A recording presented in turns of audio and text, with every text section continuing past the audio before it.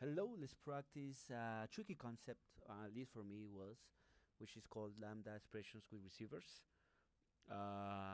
which is really hard for me to grasping at the first time, but I think it's really fun, just like the Kotlin functions. Well, never mind. Uh, let's say we have fetch data, right? And let's give a really fast, a quick recap about Lambda expressions. So let's create like a function here. Um, execute callbacks. I don't know. Then we receive a callback, which doesn't receive anything and returns unit because it doesn't returns anything. And I execute it here. If you come to JavaScript world, you know that functions are first-class citizens. So this pattern is pretty common, and then you can easily, execute, and then you pass here the function, right? You can create a function here, this function, and this function, let's say you just print hello world, right? And you just pass the function here. So these concepts are pretty baby steps, but are important to understand the most complex thing, which is Lambda with receiver functions. So hello world is working correctly. Other way you can pass it is using lambdas. So if you want to save some space, for lambdas in Kotlin, you just put the block here, brackets, and then you just put print ln, and then you just get rid of this more concisely. This is the same. And now another trick that you can do is, if only you have one argument as a callback, you can get rid of those annoying and pesky parentheses as well. So you can just do this, and this will be exactly the same. Just passing the function as the first parameter, right? It's exactly the same, right? Another common pattern is, let's say you have, I don't know, message, right? First parameter is message, and the second parameter is the lambda, right? Lambda is not receiving here, so you can just do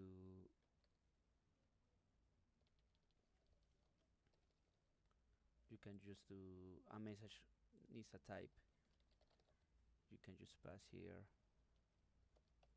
parameter 1. You see, it's always printing haha. Now you want, let's say, print the parameter 1, then you need to expect here to receive a string. Then you pass the message, this one, as the first parameter, and then this is the execution of the callback, and here you receive this parameter. Easy syntax. Where you put, it's pretty similar than JavaScript. It has a different shape, of course, and then you have T. Now with this knowledge, you already are expert in basic lack of redundancy, but you know what the hell are lambda and the structure. Now we can learn the fun part, which is the advanced lambda with receiver, right? So let's delete all of these, and this is just the equivalent of this. Is basically, let's put here data receive. This is a string builder. You check the documentation, the string builder. Oh my gosh, I already opened. The string builder has append, right? So you create the instance. This is similar to new, if you don't know. You can do builder append more data, and then you just can print out the builder to a string, and I found a typo, right? Then you print it out, data receiver at the first time, and then you append more data to it, right? This is easy peasy, nothing spectacular really. But if this gets bigger and bigger, and you want to separate by context and scopes and all of that, this could be handy. The equivalence of this is fetch data is receiving a callback. So first parameter, so I don't need to put parentheses. I directly put here, And then because I extended this with that after the class, and then I executed this, I will be able to execute all the methods of a string builder, like append and to string, like this, directly. Append. This is automatically passing the this, so I just put in append, and then I'm gonna put more cool data, and then I just can print this to a string. So now we are coding like a pro, kinda like that. You see? It's the same. Different syntax, different structure. The key point is that I put after the typing of the function, I put the class that I want to extend, that, and if I receive something, I put the parameters, right? And then I just pass here. Let's go to the exercise 2. We have a button class and a button event, a position data classes. Write some code. Write some code that triggers the on event member functions of the button class to trigger a double click event. Your code should print double click. So as I can see, I have a class here and a member function. This member function is extending my class button event, a data class here that only has this constructor for these 3 properties. I'm initializing right click false, I'm on, and executing the function. This is what is tricky to understand, but basically I will be able to use and reuse my properties. So I instantiate the class, I have my object, I go to on event, right? So that's why I'm passing here my lambda. Yeah, it's the first argument. I don't need parentheses. And here I can access directly because this is going to be button event. So it's right click, right? It's right click. I can access to it, so I can say if is right click, and what else do I have here? Amount. If it's twice, right? So if I press double click, then I'm just going to print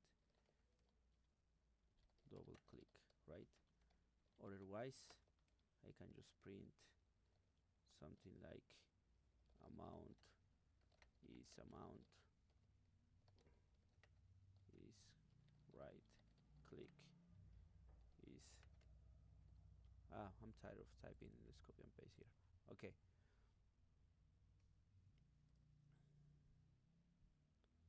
so amount is 2, right click is false, because when I instantiate I just pass false, right? I'm reusing once again all my properties and members of this. But let's say I want to abstract this, right? I can create here a member function,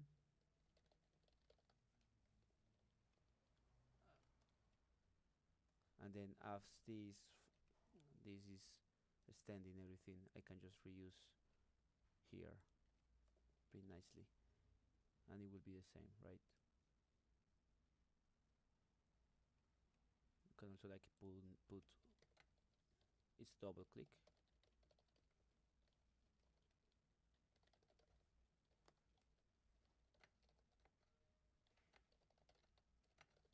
something stupid here. So I can also reuse it if the condition matches. I can start composing, and this is very good with DSL, which is encouraging and advocating Kotlin, which is domain specific language. So it's double click, and if I run it, I'm gonna have amount 2 is false, but in I put is right click true in the instance, then I can say hurrah, you did double click. As you can see, I can use all the function members and the properties of the class directly thanks to this event on event lambda receiver function. Let's go to the last exercise. Build list.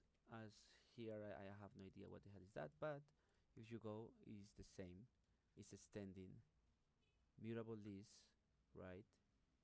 So I can extend everything from mutable list, and mutable list has add method or function. So this is nice because I can use add, for example, directly here.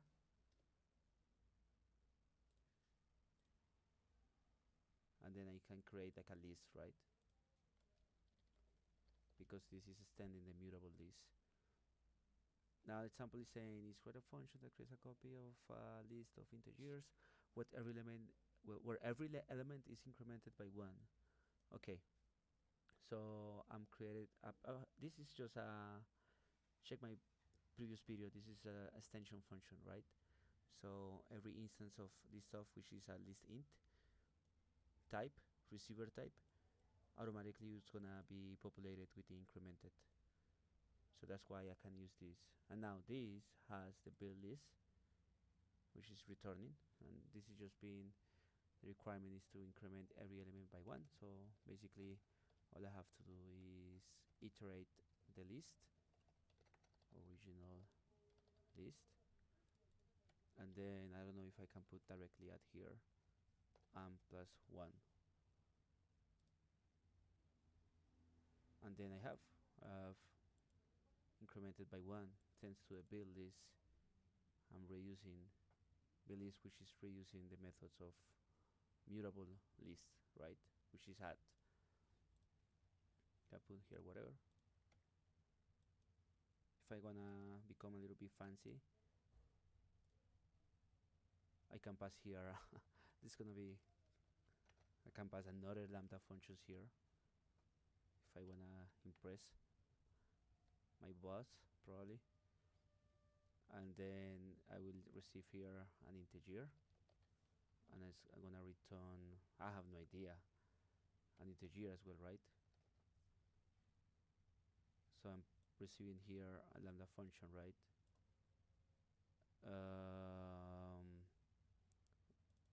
No, never mind, because add that won't be populated here. I can just print, I can just send the print. I can receive, for example, here. I just want to do something fun, something unique. I'm just printing what I receive here, and I can just call this function and pass the add, and this is just going to print whatever I'm doing, the iterations I'm doing.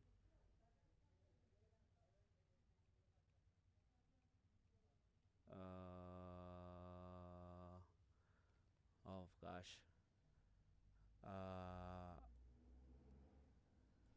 passing an integer, probably, I don't know what. I'm passing a boolean.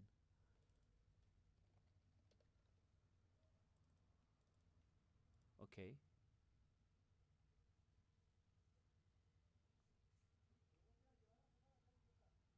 Actual type is unit, but boolean was expected type is match. Infer type is unit, but boolean. Probably this doesn't return anything. Okay, I see. It's something fun. I didn't prepare for this, and the add is like returning a unit, which is nothing, and it's expecting a boolean apparently.